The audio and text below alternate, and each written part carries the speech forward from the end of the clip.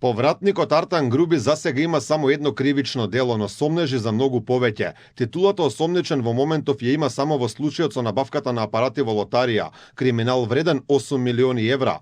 Но сепак листата дела против поранешниот прв вице-премиер кој важеше за пали и гаси во владата, но и воопшто во државата во времето на СДСМ и ДУИ, може да стане многу поголема. Поради сомнежи за друго кривично дело, Груби заврши на американската црна листа. Тогаш заедно со поранешниот апелационен судија Енвер Беџети, САД ги стави на листата непожелни поради сомнежи дека примиле подкуп за влијание врз судски процеси, зашто обвинителството и имаше отворено предмет. Стейт департментот јавно ги назначува Артан Груби и Енвер Беџети за нивна вмешаност во значителна корупција преку примање мито за подкупување на судските процеси, поврзани со кривичната пресуда на Сашо Мијалков, директор на Управата за безбедност и контраразузнавање. Груби беше главен координатор на проектите за коридорите 8 и 10Д, за кои постојат сериозни сомнежи за сторен криминал од претходната власт. Десната рака на Али Ахмети во периодот кога имаше моќта во рацете на кој сега доби лисици, дури се смееше на новинарските прашања поврзани за овој проект, кој СДСМ и ДУИ го крија со ознака доверливо,